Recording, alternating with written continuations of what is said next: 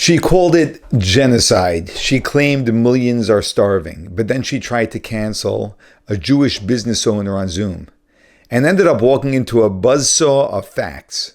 Let's break down why this video is going viral, because the truth, it hits harder than the narrative. And I have one more question just to make sure we align, because I'm very vocal on social media.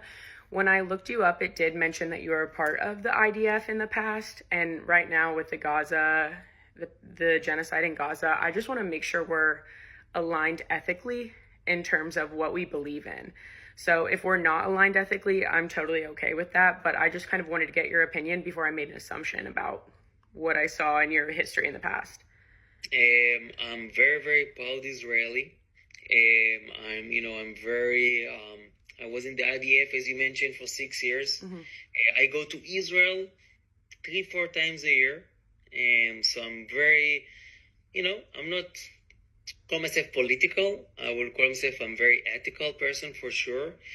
But yes, I have very strong opinion regarding that situation over there.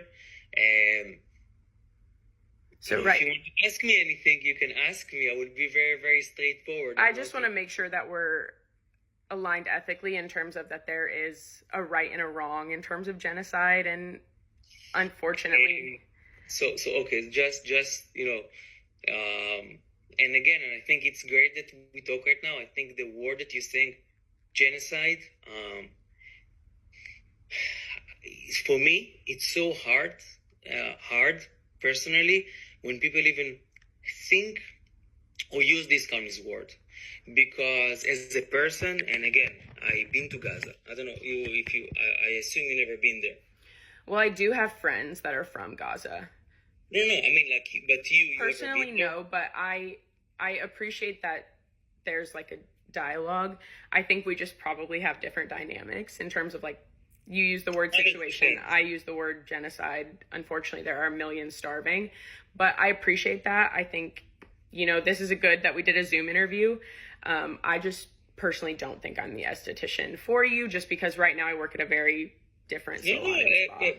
First of all, no problem. That's how we know to do stuff. If, you will want to, because for me, I always try to see myself spoker even for Israel, and if there's stuff that you really want to know how things really go over there, you know what I mean, I'm always very open. I've a client over here that even grew up in Palestine, or I've even people that that been in Gaza, in other places.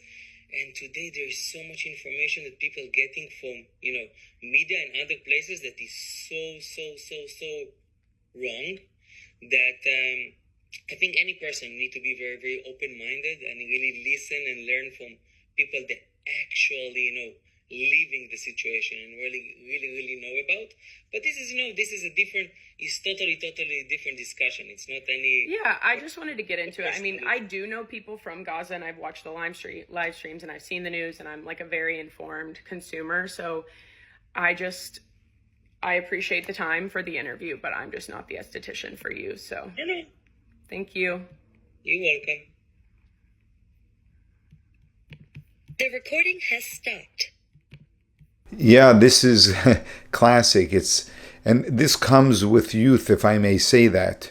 I was no different. When we are younger, we are convinced that we know. And as we go through life and we begin to have to face that the things that we know to be true are not true, we become more open to the fact that what the world is feeding us may not be the truth, and we have to actually investigate, and most importantly, really be interested in seeking the truth and not just be satisfied with a narrative that most people are going with, so therefore we feel safe about. And here's another classic of someone using a huge word called genocide, which is a ridiculous word to use in Gaza. If Israel wanted to create a genocide, a few bombs would have taken care of that a long time ago. They're bringing food in. They're taking care of the civilians. You do not see mass death at all. But this completely ridiculously stupid narrative and word, genocide being used, in and of itself tells you the high level of ignorance and idiocy of the person who's using it.